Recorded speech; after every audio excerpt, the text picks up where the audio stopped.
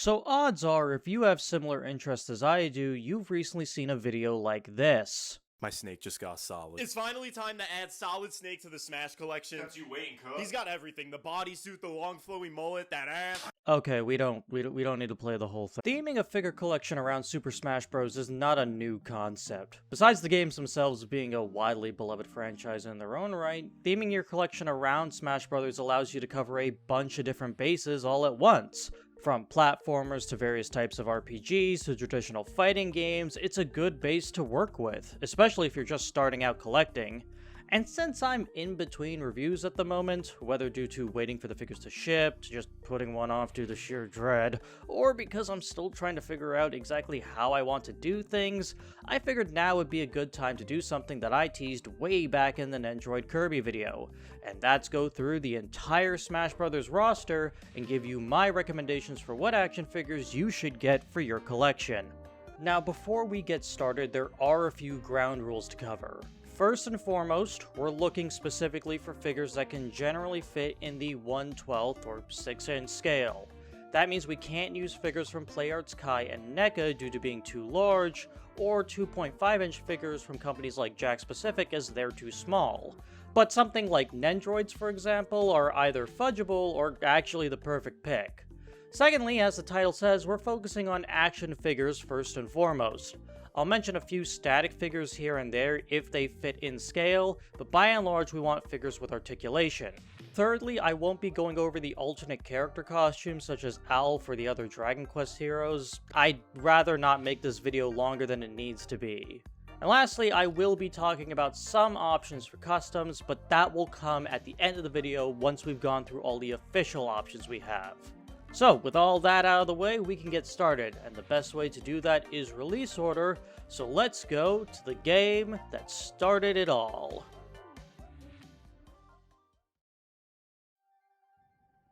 You know, there's a part of me that thinks the original Super Smash Bros. Might be my favorite of the bunch. I don't know why, maybe it's the simplicity compared to later entries, or nostalgia from playing this in high school. This game just has a certain charm to it for me. Probably explains why I'm so interested in Smash 64 Remix despite having never tried it, but I digress. Starting things off, we have who else but Mr. Nintendo himself, Mario, and with Big M, your main options are either the Jakks Pacific 4-inch figure or the SH Figuarts figure. The real debate here comes from the difference in price, as it's pretty clear the Figuarts Mario is running circles around Jakks Mario quality-wise. It's better painted, has better articulation, and comes with a good amount of accessories, but is $50 Canadian compared to the Jakks figure being $15 Canadian. Personally, I think the Figuarts is worth paying the higher price, especially since it's just been re-released earlier this year, so it's readily available, but the Jakks Pacific figure is still a good alternative if you just want something on the cheap. Outside of those two, there's the Jakks 5-inch movie figure or the Nendroid figure. Personally, I wouldn't go with these two as the movie figure is, well, based on the movies and is distinctively different from Game Mario. And Mario's head on the Nendroid body just looks uncanny to me. They aren't bad options, but I think the other two are far, far better. Donkey Kong, though, only has one really good option, and that's also Jakks' 4-inch figure. There's also a 6-inch DK that Jakks made, but in terms of both scale and articulation, the 4-inch is a much better option. Link, meanwhile, has quite a few figures, with multiple from Jakks, an Nendroid, and multiple Figmas. My personal pick would be the Twilight Princess Figma, as that's the version of Link I tend to associate with Smash, but really any of these guys will do. The Figma and Nendroid versions also have deluxe versions, so if you want more accessories to work with, then they're the ones to go for. Moving on, Samus is all Figma all the time. Yes, she does have a Jakks figure, but it doesn't scale properly, so it's off the table. Similarly to Link, this is going to come down to which design of Samus you prefer. Personally, I would go with the Prime 3 design as I enjoy the massive shoulders, but again, none of these are a bad option. Coming back around to Mario, we've got Yoshi, and like the Red Plumber, the Jakks 4-inch and SH Figuarts figures are both good picks. Though again, I do think the Figuarts is the overall better option for the same reasons as Mario. Unlike with Mario, however, I think you could easily use the movie version of Yoshi should you want, as their design isn't as different as movie Mario's is. And now we get to Kirby, and with them I want to talk about an option some might not have considered. Obviously, it should come as no surprise that the Nendroid is the figure I would primarily recommend. I mean, I made an entire video talking about how good it is. But if you were looking for other options, you may want to take a look at the various Kirby minifigures that have been released over the years. Yes, they are static and are much tinier than the Nendroid, but that smaller size does fit Kirby's canonical height, and the sheer amount of them means you have a lot of different options that you can switch in and out of your collection whenever you want. Ultimately, I do think the Nendroid is a better overall choice, but I feel like it's still worth mentioning them. Poor Fox, though, has no other options to speak of. It's the Jack-specific figure or bust, which really isn't the worst thing, as that figure isn't bad. The real problem is just how rare it is nowadays, so I hope you don't mind spending a lot of money on a figure that at retail would have been around $15. Finally, getting to our first Pokemon, Pikachu naturally has a lot of different figures to work with, possibly the most out of any character on the series roster. But honestly, I find most of them aren't great for one reason or another. The figure arts versions are either rare and just an accessory like the one that came with Ash, or just aren't great at all like the standalone one. The Nendroid is fine, but again, is an accessory for the Nendroid Ash, so unless you want to get him too, that's not great. And some of the model kits are simply way too big and simple to work.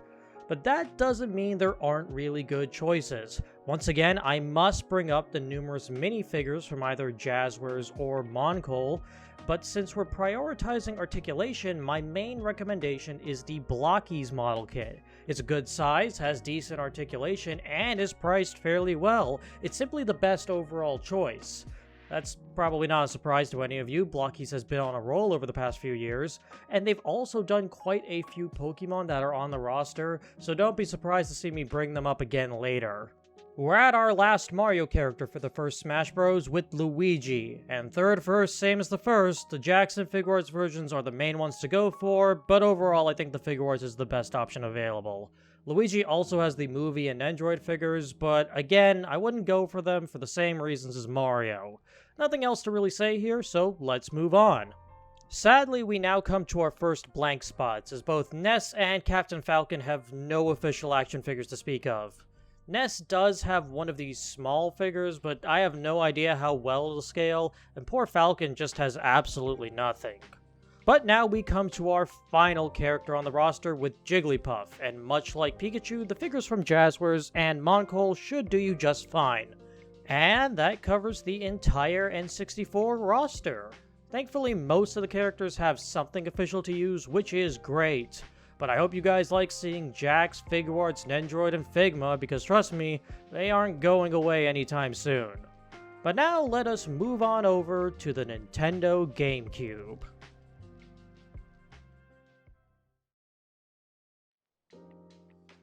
Ah, Melee, the competitive scene's darling. You know, this is the only Smash game I don't own. I never owned a GameCube growing up, so I always played this at my friend's house. Thinking about it, I probably should get this game and a GameCube at some point. Once again, the roster starts off with a Mario character, this time being Princess Peach. Unfortunately, she is one of the few who doesn't have an SH Figure Arts rendition, but the Jax 4-inch version will do just fine. She is sadly a brick, but at $15 it isn't the worst thing to get. There is of course also the movie version, which again, not my cup of tea, but if you want it, it is there. But while Peach may not have a Figure Arts release, Bowser most certainly does. You've heard what I have to say regarding Jax Mario figures versus Figure Arts Mario characters already, and nothing has changed here. If you did want Bowser to be towering, Jax does have a larger scale figure you could go for, but overall, I'd still say the Figure Arts is the better option.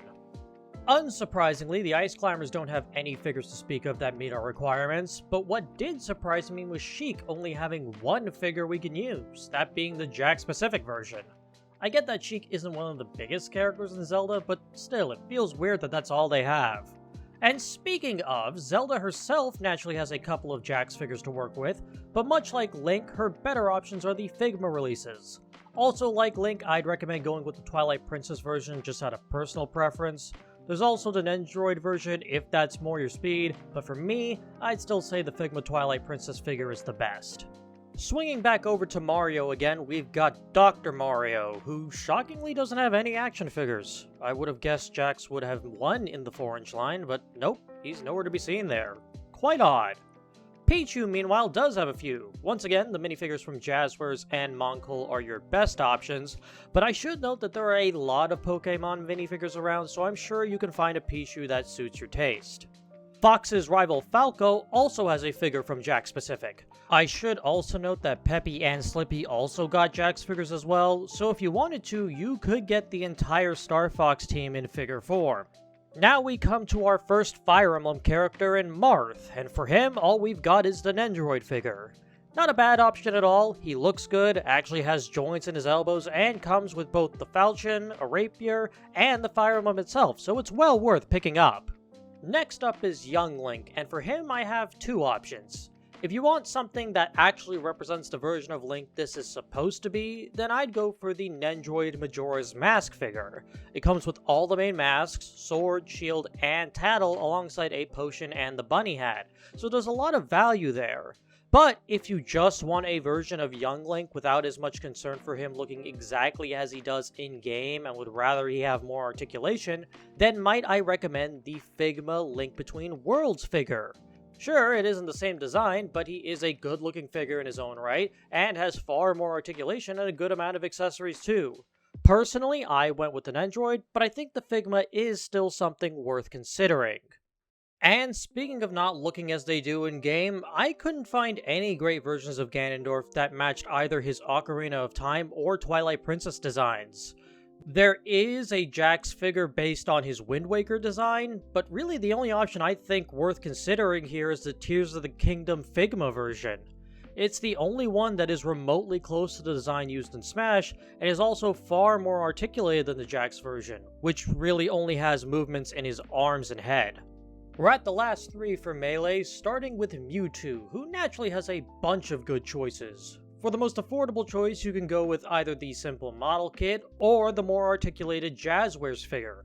But if you're looking for something more robust, then your best choices are either the Variable Action Heroes figure or the SH Figuarts figure.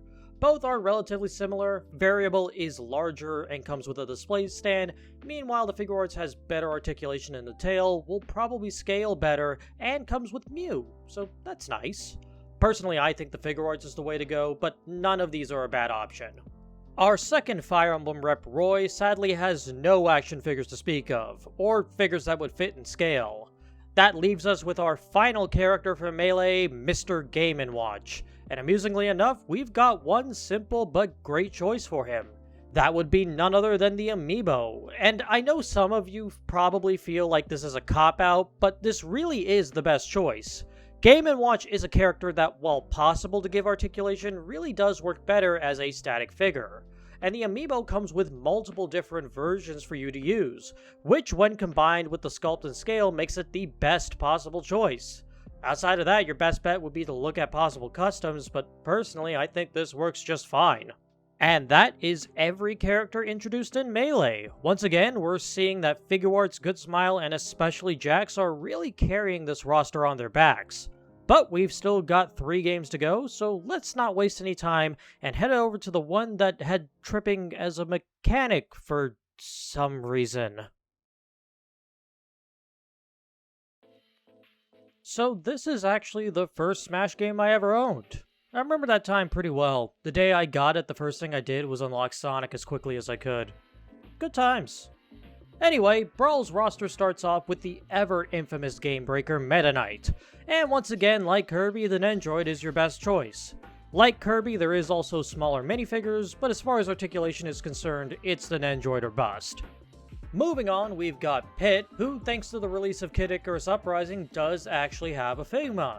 It's the only action figure of Pit available, but thankfully it is a good one, so not a big deal. And that goes the same for Zero Suit Samus. She only has one action figure, that being the Figma based on the Other M design, but it's a decent enough figure and was also re-released recently at the time of recording, so it should be easy enough to get. I was honestly expecting Wario to have more action figures out there, but really the only one readily available is the Jakks Pacific one. I mean, I guess you could go for the old 90s Mario Kart version, but personally, I just stick with the Jakks version. We're at our first third-party character with Snake, and he has a few options to choose from. Overall, despite the QC issues it's had over the years, the Figma I'd argue is still the best option to go with. If you'd rather go with something else though, Good Smile also made a Nendroid based off his appearance in MGS1, and Rebeltech also did an MGS1 Snake, though it is a bit shorter than he should be, so keep that in mind. And no, the amazing Yamaguchi figure doesn't count because that's Naked Snake and we're looking for figures of Solid Snake. Sadly, like Roy, Ike has no action figures to speak of, so we'll just move on to our next fighter in the Pokemon Trainer, and this one's pretty easy.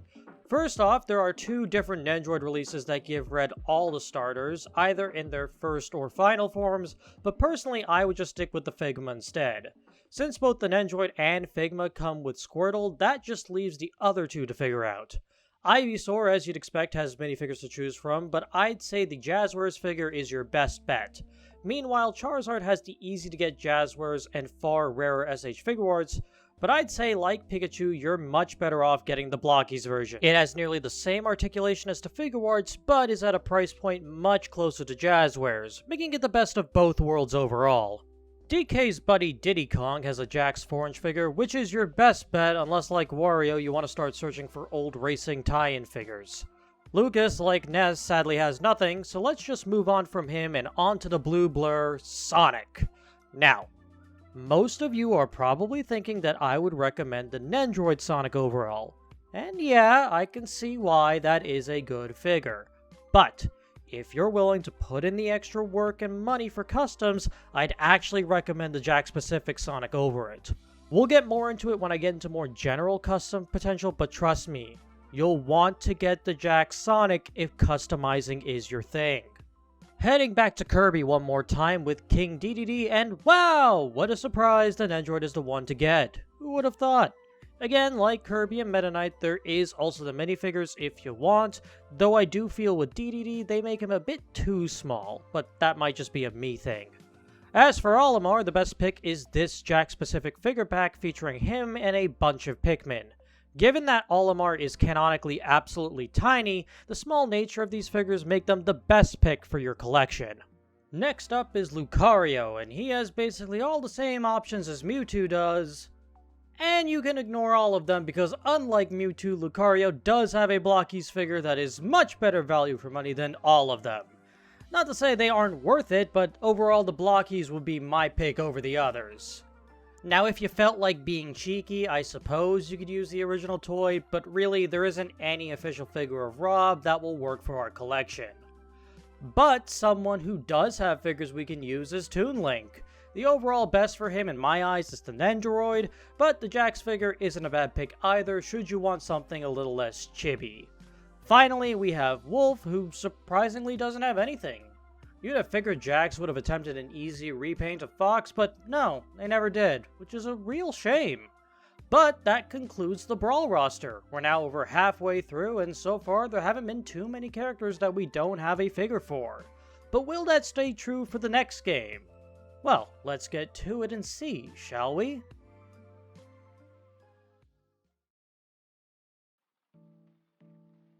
Would it be unfair for me to say that Smash 4 is the least memorable out of all the games? It's not a bad game by any means, I don't think any iteration of Smash is bad, but compared to the others, I feel like this one lacks a distinctive identity. I don't know, maybe it's just a me thing. Because I used Ultimate's roster order when making this, we're going to start off with the two Echo Fighters who debuted in this game with Lucina and Dark Pit. Thankfully, both of them have gotten Figma, so just get those and you'll be good. Gotta say, after Roy and Ike got shafted, it's nice to see a Fire Emblem character get an action figure again.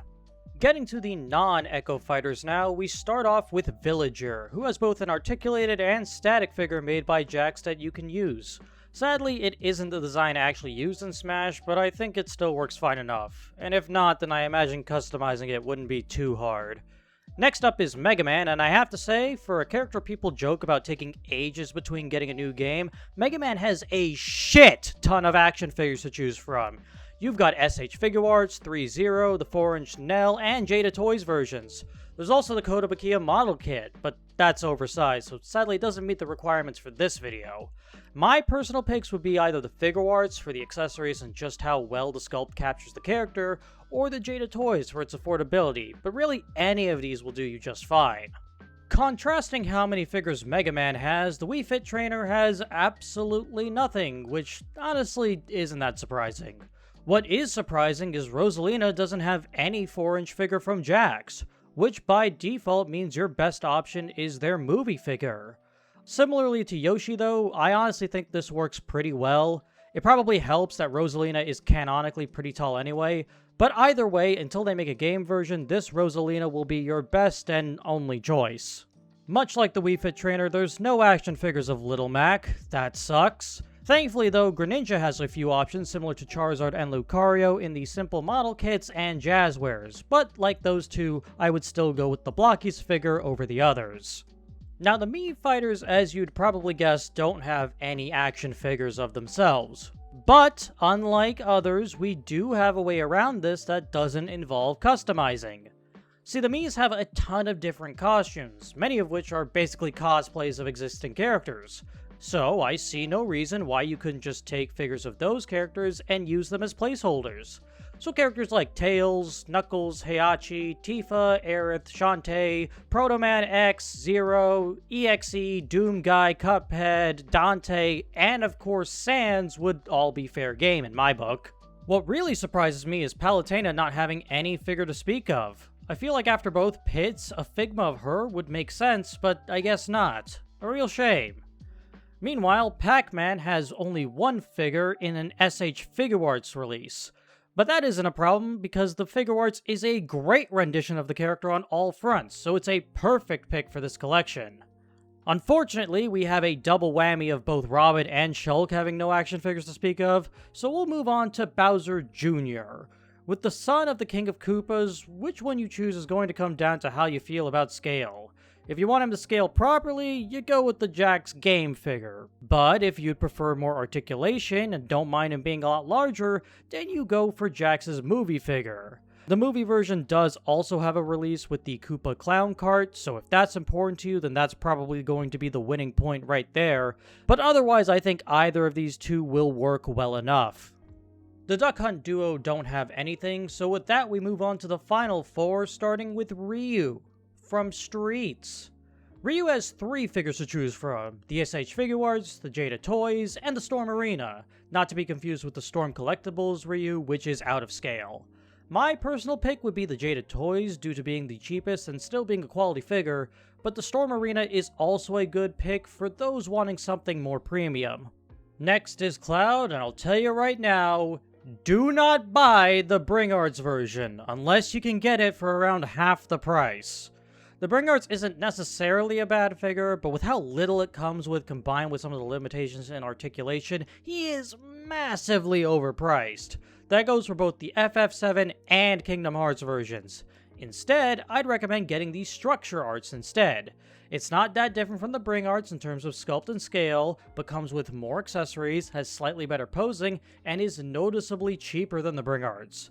There's just no reason I can think of to go for the Bringarts over this guy unless you're like me and got it for free. And even then, I'm still considering replacing it with the Structure Arts.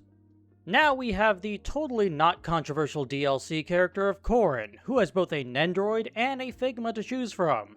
They're both of the female version of Corrin, sorry male Corrin fans, but both are good picks depending on your preference. Personally though, I went for the Figma. And finally, we have the character that everybody hated for just how good she was in competitive, Bayonetta.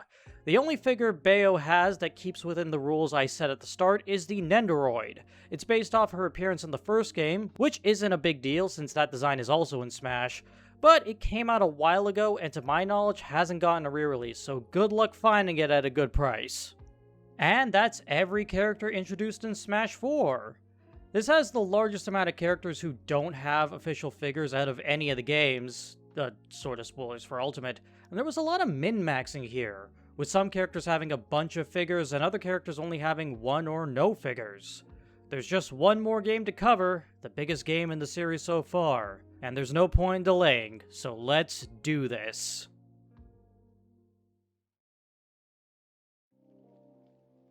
So does anyone else get the feeling we're just going to be getting this game re-released with DLC for the foreseeable future, Mario Kart 8 style?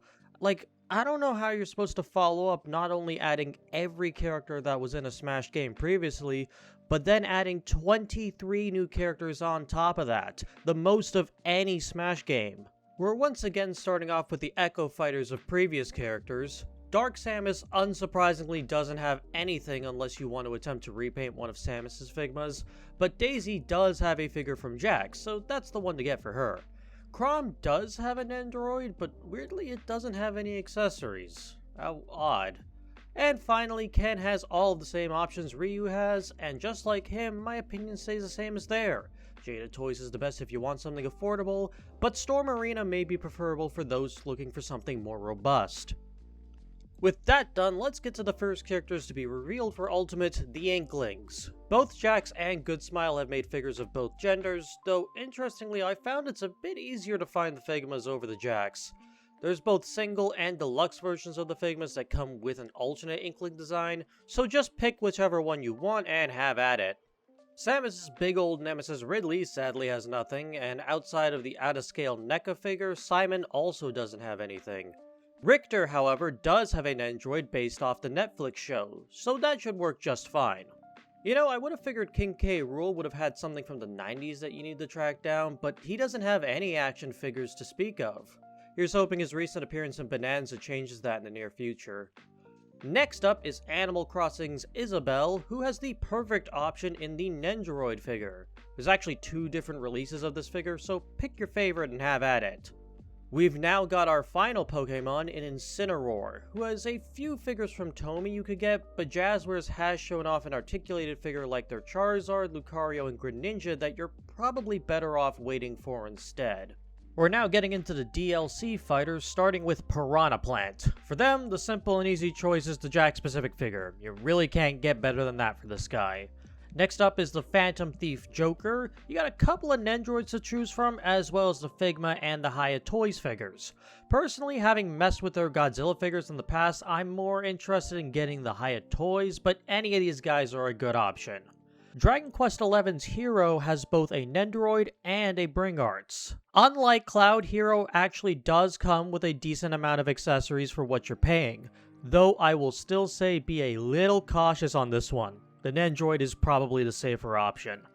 Banjo and Kazooie have a recent figure made by Premium DNA, but that figure is completely out of scale, meaning the only viable option we have is the figure from Diddy Kong Racing released in the 90s. Not exactly a great option, but you work with what you've got, I suppose. For Mr. SNK, my choice for Terry Bogard would be from SH Figuarts thanks to the sculpt and additional faceplates, but the more recent Tunshi Studio figure is also a good pick if you want a Terry who's a bit bulkier. The Figma of Byleth just released pretty recently and is the best option for them, though again, like Corrin, it's only a female Byleth. I wonder if this is going to be a trend with Fire Emblem action figures. Unsurprisingly, Min Min has no figures to speak of. Meanwhile, Steve and Alex have loads of figures from Mattel that you can easily pick up no problem. For the one-winged angel Sephiroth, what I said about Cloud applies here. Go for the structure arts, and only consider the Bring arts if you can get it cheap.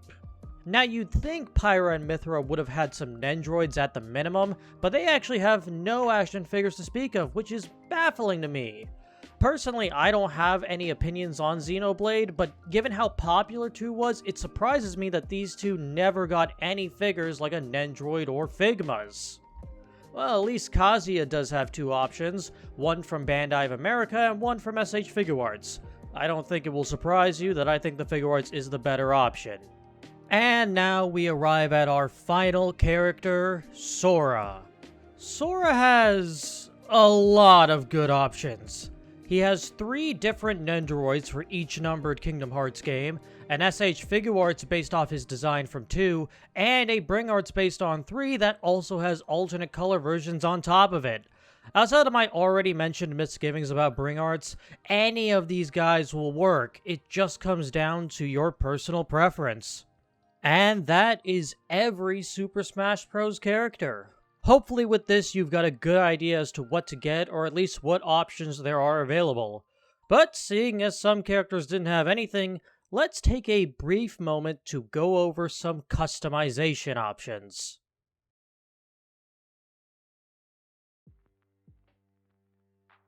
Starting things off, I want to talk about base bodies. There are a lot of different bases to choose from, and from various different companies at various different prices. You've got companies like Roman Key, Boss Fight Studios, 86 Toys, Big Bad Workshop, and Figma for characters like Ike, Roy, Palutena, or Wii Fit Trainer.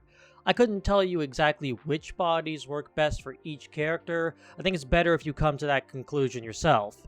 Meanwhile, for smaller, more cartoony characters like the Ice Climbers or Mii Fighters, you have something like Good Smile's Nendoroid doll line to work with. As for paints, you may want to consider getting something like Vallejo, as well as getting both a primer and top coat spray so that the paint will apply properly and won't chip. Also, don't forget to thin your paints. But the thing that'll probably help you the most when making a custom figure is 3D printed parts. Which leads me to the person I actually wanted to talk about here, Customizer E-Scrubby. This guy has been making 3D printed parts for customizing Jax's Sonic line for the past few years. This is why I said you should go with the Jax Sonic over the Nendoroid, as the kits made by him and fellow customizer Taito the OG do a lot to elevate Jax's Sonic line.